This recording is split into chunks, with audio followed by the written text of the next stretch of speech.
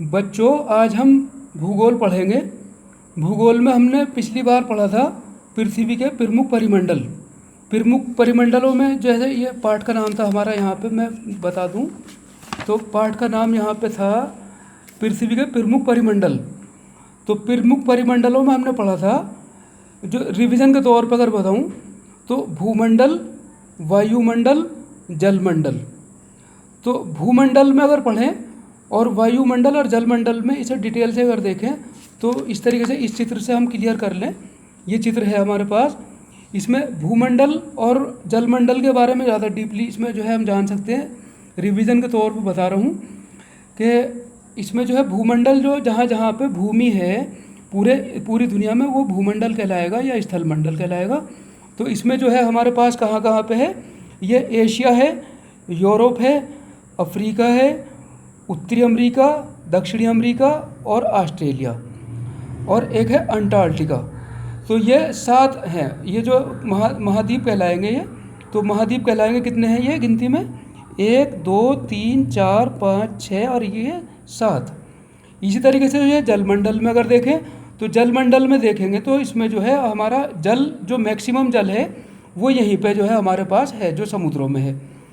तो उसमें जो है समुद्रों के अलावा जो और जल है जलमंडल में, तो इसमें 2 तरीके से देखें तो इसमें एक जो ज़्यादा जल है, जो 97.5 में से 97.5 जो है, 97.5% जल जो है वो हमारा महासागरों में है। तो महासागरों में जो 97.5 है, इसके अलावा 2.5% जो बचा, तो 2.5% जल कहाँ पे है?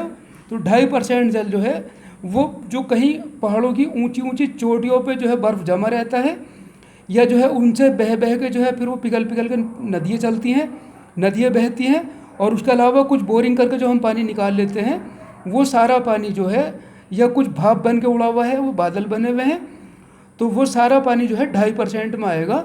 2.5 और 97.5 में मिला के 100% पानी जो है वो सारा का सारा हमारा कहलाएगा जलमंडल। तो जलमंडल में अगर मैं कहूँ तो जलमंडल में खास देखें तो इसमें सागरों के नाम हमें जहन नशीन रखने चाहिए कि एक तो हमारा सागर है प्रशांत महासागर, जो उत्तरी अमेरिका और दक्षिणी अमेरिका के पश्चिम में है। उसके अलावा एक है हमारा अटलांटिक महासागर। अटलांटिक महासागर उत्तरी अमेरिका और दक्षिणी अमेरिका और यूरोप और अफ्रीका के बीच में है यहाँ पे।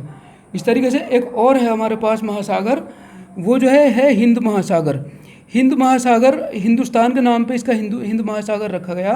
हिंदुस्तान का नक्शा यहाँ पे है हमारा, हिंदुस्तान के नीचे वो जो है वही हिंद महासागर है, यहाँ पे सारा हिंद महासागर है।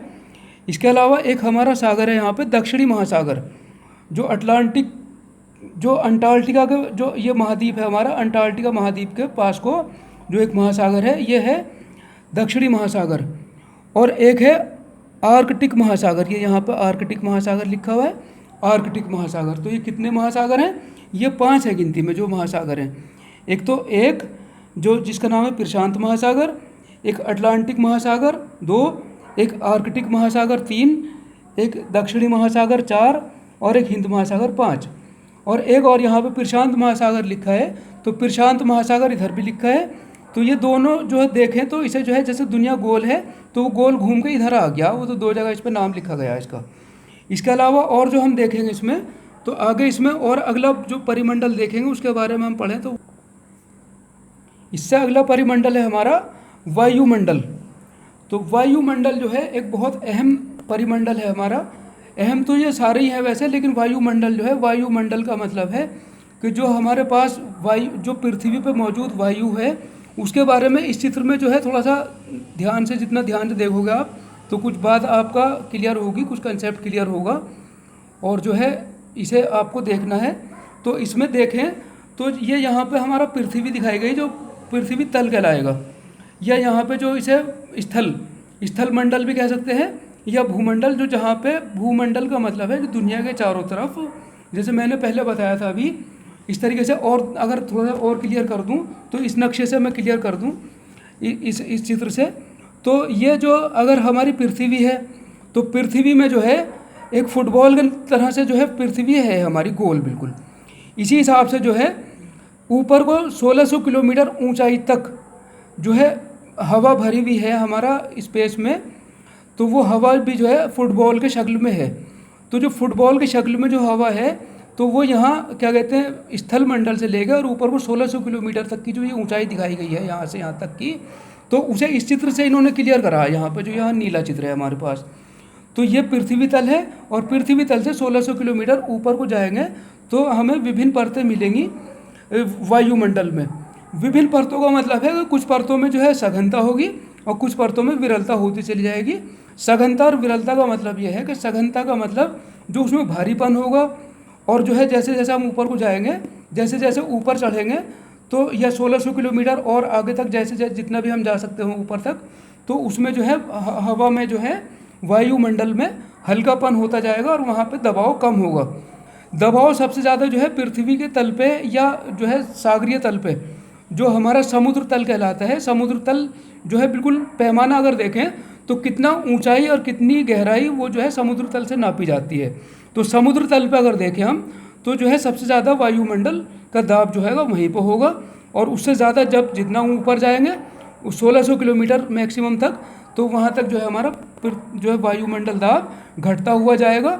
और वायुमंडल दाब घटने से क्या होगा कि उससे ये होगा कि जितना हम ऊपर जाएंगे तो हमें जो है दाब कम होने की वजह से सांस लेने में कठिनाई होगी, सांस लेने में कठिनाई होगी। तो इसी में जो है थोड़ा सा और मैं इसको दिखाऊं कि जो है जैसे कोई पर्वतरोही होते हैं, जो पर्वतों पे चढ़ने वाले लोग होते हैं, कुछ अपना टारगेट लेकर पर्वतों पे चढ़ते हैं तो उन्हें सांस लेने में ऊपर जाके कठिनाई होने लगती है, तो वो अपने साथ जो है ऑक्सीजन का सिलेंडर लेके जाते हैं और उसी से सांस लेते रहते हैं। इसी में थोड़ा सा इसी चित्र में और थोड़ा क्लियर कर लें बात पूरी, तो इसमें जो इन्होंने अलग अलग परतें बताई हैं कि वायुमंडल में विभिन्न परतें होती हैं, तो विभिन्न परतों में जैसे हम देखें तो उनके नाम हम थोड़ा सा पढ़ लें। तो नाम कौन कौन से हैं उसमें, एक तो है शोभ मंडल, ये यहाँ पे लिखा हुआ सफ़ेद रंग से शोभ मंडल, जिसमें जो है वायुदाब ठीक रहता है, जिसमें हमें सांस लेने में कोई परेशानी नहीं होती है। उसके बाद होता है समताप मंडल। समताप मंडल का जो है यहाँ पर तापमान जो है लगभग बराबर रहता है, क्योंकि जैसे हमारी किरणें आएंगी सूरज की तरफ से, जो गर्माहट सूरज की तरफ से आएगी ऊपर से, तो वो यहाँ गर्म, यहाँ तपेगी ज़मीन और यहाँ ज़्यादा गर्माहट होगी। तो यहाँ ज़्यादा गर्माहट हो, लेकिन यहाँ इतनी ऊंचाई पे जब जाएंगे इस वाली परत में, तो यहाँ पे समान ताप रहेगा, यहाँ पे जो है गर्माहट ज़्यादा ना बढ़ेगी ना घटेगी।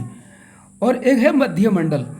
तो मध्य मंडल में देखें तो मध्य मंडल में जो है वायुदाब मंडल मध्यम रहता है, और यहाँ पे भी जो है अगर कोई इतना ऊंचाई तक भी जाए तो उसे सांस लेने में दिक्कत होगी, और वो जो है अपने साथ उसे जो है ऑक्सीजन का सिलेंडर लेके जाना पड़ेगा। उसके अलावा है एक आयन मंडल। आयन मंडल में जो है आयन मंडल होता है, और आयन मंडल के बाद है एक बहिर्मंडल। बहिर्मंडल का मतलब जो बाह्य मंडल है, जो सबसे एंड में जो बहुत विरल होता चला गया, जिसमें बिल्कुल हल्कापन आ गया है, तो वो बहिर्मंडल है। इससे जो है ये जितने भी मंडल हैं, इन मंडलों से क्या फ़ायदा हो रहा है, इससे जो है प्राकृतिक रूप से या कुदरती तरीके से देखें तो इससे जो यहाँ पे हमारा जैव मंडल है, जैव मंडल में जो हम जो यहाँ पे जीवन है, पृथ्वी पे जो जीवन उपलब्ध है, तो उसमें जो है उन्हें जो रहने वाले यहाँ पे हैं उन्हें बहुत बड़ा फ़ायदा है वायुमंडल से। जो वायुमंडल की विभिन्न परतें हैं, उससे अगर ये वायुमंडल ना हो तो जो आसमान की तरफ से जो सूरज की किरणें डायरेक्ट पड़ेंगी यहाँ पे, तो डायरेक्ट पड़ने से जो है वो कुछ किरणों के नाम है उनके पराबैंगनी किरणें, तो वो पराबैंगनी किरणें जो डायरेक्ट पड़ेंगी तो उससे जो है मनुष्य की त्वचा में या और जो है जीव जंतुओं की त्वचा पे जो है कैंसर भी हो सकता है और अन्य बीमारियां भी हो सकती हैं। तो उसे जो है ये वायुमंडल जो है हमें जो है बहुत सारी बीमारियों से और बहुत सारी परेशानियों से जो है हमारे लिए अनुकूलतम परिस्थितियाँ उपलब्ध कराता है। इसके अलावा जो है हम वायुमंडल में और देखें तफसील से, तो ये तो जैसे मैंने बताया कि ये यहाँ से और यहाँ तक 1600 किलोमीटर ऊंचाई तक जो है वायुमंडल की विभिन्न परतें हैं। और विभिन्न परतों में कौन कौन सी गैसें हैं, तो गैसों का अगर देखें हम, तो इसमें जो है जो मेनली गैसें हैं, तो मेनली गैसें जो हैं उसमें जो है हमारी नाइट्रोजन गैस। नाइट्रोजन गैस जो है हमारी, अगर 100% सारी गैसें हैं तो 100% में से 78% तो हमारी नाइट्रोजन गैस है। और उसके अलावा जो ऑक्सीजन है, जो हमारे सांस लेने में भी काम आती है, तो ऑक्सीजन 21% है। तो 21 और 78% मिलाकर 99% गैसें जो हैं वो ये दो मुख्य गैसें ही हैं, नाइट्रोजन और ऑक्सीजन। जो बिल्कुल साफ़ सुथरी और जो है सूखी या शुष्क रहती हैं। उसके अलावा 1% में और अन्य गैसें आती हैं। 1% में जो अन्य गैसें हैं उसमें जो है जैसे कार्बन डाइऑक्साइड या और अन्य गैसें इसमें 1% में रह जाती हैं। तो इसमें जो है और बताऊं अगर मैं इस तरीके से और इसकी अगर तफसील से बताना चाहूँ तो इसमें जो है फिर हम जो है ये हमारे जो एक तो वायुमंडल पढ़ा हमने, एक पढ़ा हमने जलमंडल और एक पढ़ा थलमंडल या स्थलमंडल या भूमंडल। तो दोबारा से बता दूं कि एक भूमंडल, एक जलमंडल और एक वायुमंडल, ये 3 मंडल जो हैं, इन 3 मंडलों को हम इस चित्र में अगर देख लें ध्यान से तो ये यहाँ पे हमें तीनों मंडल एक ही जगह दिखाई दे रहे हैं। इस तरीके से रख लें इसे, जो किताब हमारी जो स्क्रीन पे पूरा चित्र जो है क्लियर कट दिखाई दे। तो इसमें क्या क्या दिखाई दे रहा हमें जो है ये जो है एक तरीके से देखा गया तो हमारी प्रकृति यहाँ पे है। जो प्रकृति है जो दुनिया में मौजूद है तो उसमें जो है कई तरह के इसमें मंडल जो है हमें मौजूद दिखाई दे रहे हैं। तो जिसमें स्थल मंडल या भूमंडल, तो इस तरीके से जो हमारा जो है जहाँ जहाँ पे भूमि है वहाँ पे तो हमारा स्थल मंडल माना जाएगा, और जहाँ जहाँ पे जो है जल है या समुद्रों में है या पहाड़ों वो नदियों में है, जहाँ जहाँ पे भी है वो जल मंडल माना जाएगा। और एक जो है जहाँ जहाँ हवा है ऊपर को फुटबॉल की शेप में तो वो वायुमंडल माना जाएगा। ये तीनों मंडल, वायुमंडल, स्थलमंडल और जलमंडल, इन तीनों मंडलों की जो अनुकूल परिस्थितियाँ बनेंगी, जो अनुकूलतम भौगोलिक परिस्थितियाँ बनेंगी, वही जो है हमारा जैवमंडल कहलाएगा। जितनी जितनी ज़्यादा ये अनुकूल होंगी परिस्थितियाँ उतना ही हमारा जैवमंडल जो है सुटेबल होगा, और जितनी जितनी ये हमारी जो है परिस्थितियाँ जो है प्रतिकूल होंगी उसी हिसाब से जो है हमारा जैवमंडल जो है प्राकृतिक रूप से जो है हमें जो है जीवन वहाँ पे उपलब्ध होना या जीवन का होना जो है थोड़ा मुश्किल पड़ेगा, और जितनी अनुकूल होंगी इतना ही जीवन हमारा आसान हो जाएगा। देखें अगर तो हमें जो है क्या क्या चाहिए, तो हमें जल चाहिए। तो जल चाहिए तो अगर जल ज़्यादा बढ़िया होगा और जल हमें जो है हर जगह मौजूद होगा तो जो ये हमें जितने भी हम यहाँ पे कौन कौन हैं हम जैवमंडल में हम जो है मनुष्य हैं, और जो है मनुष्यों के जो है हमारे पालतू जानवर हैं। उसके अलावा जो जंगली जानवर हैं कुछ, तो जंगली जानवरों में जैसे ऊँट है, ये हाथी है, हिरन है, गैंडा है, शेर है या जंगली भैंसा, इस तरह की बहुत सारे जो जंगली जानवर हैं। या इसके अलावा कुछ चिड़िए हैं जो परंद कहलाते हैं, और कुछ चरंद, और कुछ जो है ये जो है कुछ मछलियाँ वगैरह जो है पानी में रहती हैं, जो जलमंडल में रहती हैं, और कीड़े मकोड़े या छोटे छोटे जो है, और छोटे से लेके बड़े तक अगर बता दूं तो इसमें छोटे वायरस से लेके और बड़े से बड़ा जो स्तनधारी है, जैसे हाथी से भी कई गुना जो है बाजा जो है स्तनधारी है, जिसे व्हेल मछली भी कहते हैं। तो वो भी जो है सबको जो है अनुकूलतम परिस्थितियाँ मिलेंगी। तो जितनी ज़्यादा अनुकूलतम परिस्थितियाँ मिलेंगी हमें जलमंडल की, वायुमंडल की और स्थलमंडल की, इतना ही अच्छा वहाँ पे माहौल होगा हमारा जैवमंडल का।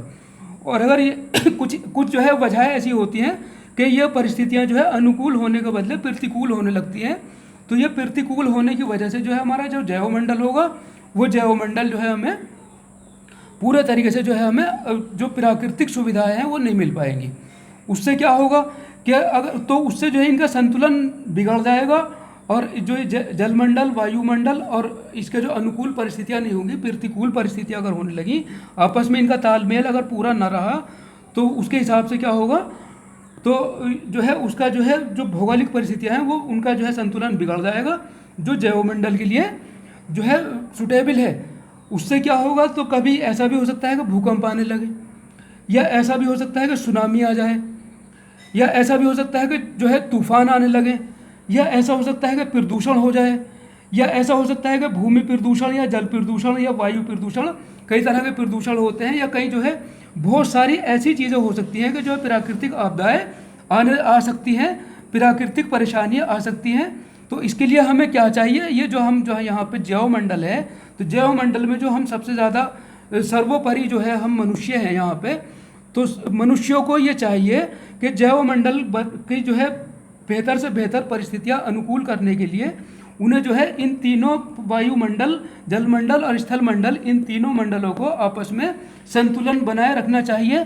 उससे क्या चाहिएगा कि जो है उसमें यह होगा कि जैसे हमारे ये पेड़ पौधे हैं तो पेड़ पौधों की गिनती ना घटे, या यह है कि कुछ फैक्ट्रियाँ वगैरह हैं तो फैक्ट्रियों से ज़्यादा गंदगी हो, प्रदूषण ना हो, या फिर ये हो कि जो है हवा का जो जैसे कुछ बहुत सारी गाड़ियाँ और मोटर कार चल रही हैं तो उससे जो है वायु प्रदूषण हो रहा है, तो वो प्रदूषण से बचें, मैक्सिमम प्रदूषण से बचेंगे तो वो अनुकूल परिस्थितियाँ हमें जो है उपलब्ध होंगी और जैवमंडल बेहतर से बेहतर होगा। और जो है इसमें और बाकी जो है फिर अगली वीडियो में इंशाल्लाह कंटिन्यू रहेगा।